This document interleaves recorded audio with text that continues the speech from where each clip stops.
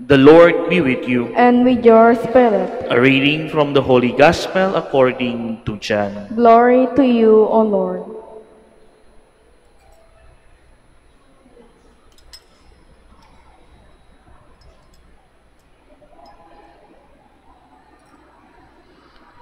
Jesus said to Nicodemus, "No one has gone up to heaven except the one who has come down from heaven, the Son of Man.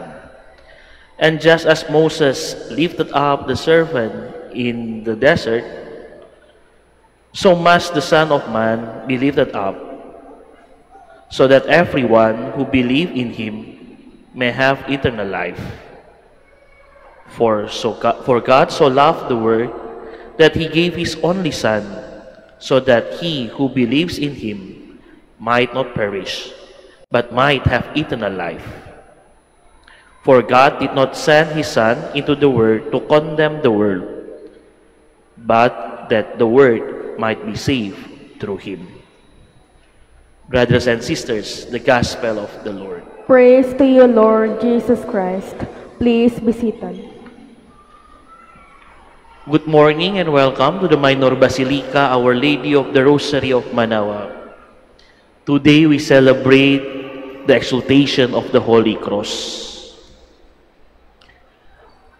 In old time, cross is the symbol of shame. Cross is the symbol of something nakahiya. So when our Lord Jesus Christ hung on the cross, is something shameful for the people. And many people doesn't want died on the cross. But after the Lord hung on the cross changed, become the symbol of faith, hope, and victory. For us Christian, for us Catholic, the cross is the very powerful symbol.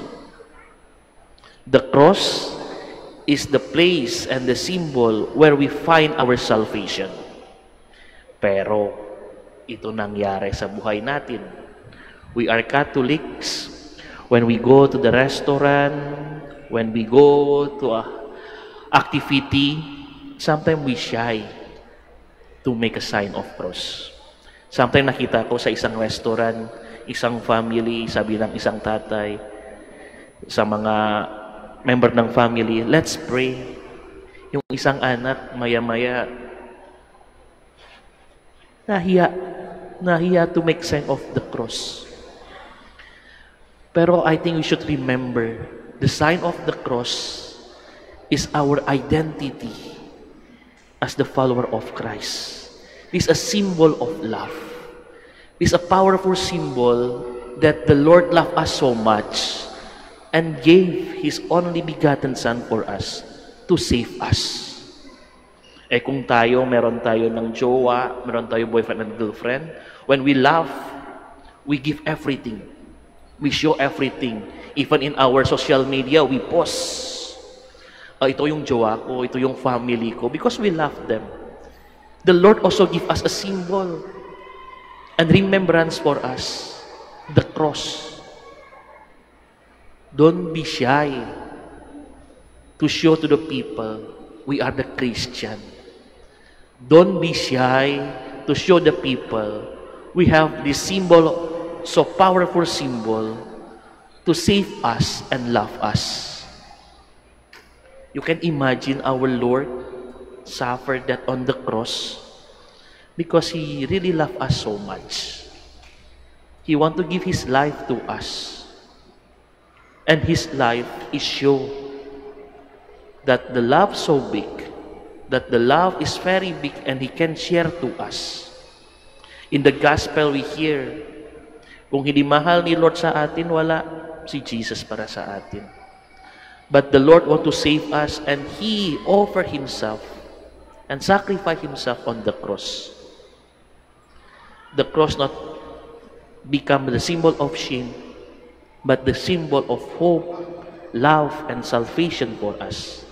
From the cross, we get our victory.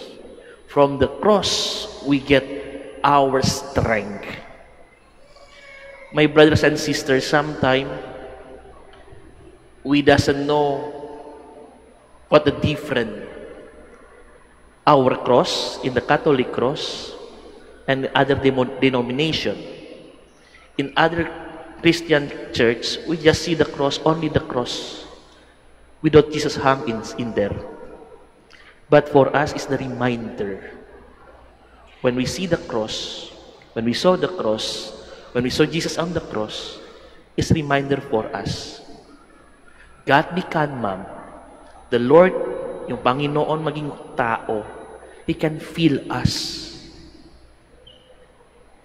Ano yung experience natin, na-experience ni Lord also.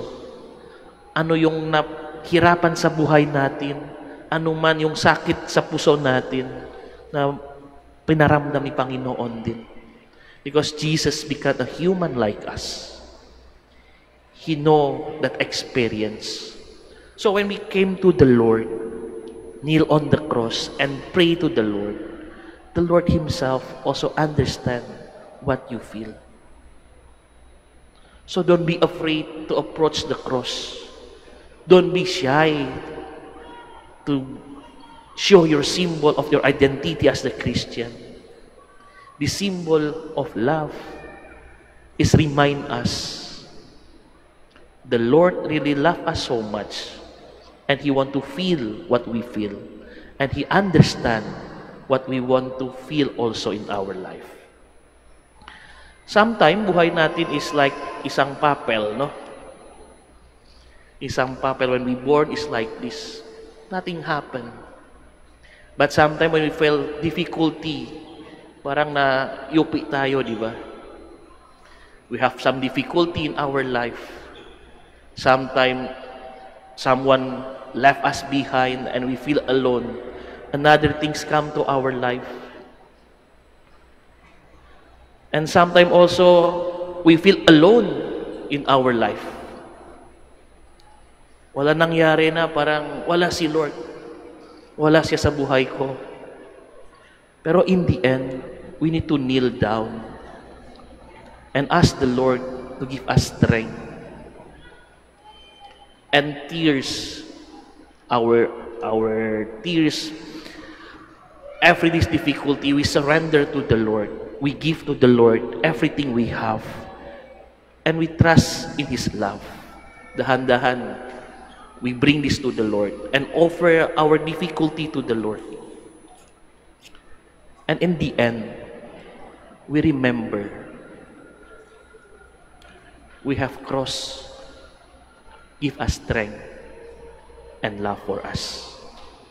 So my dear brothers and sisters, as we continue our Mass in this feast of exaltation of the Lord, we thank the Lord for that love that give to us.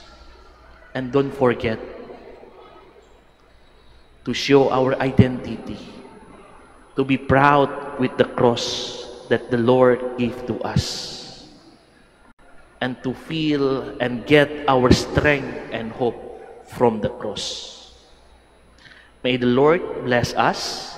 May the Lord give us strength, and we can find that strength only from the cross. Amen.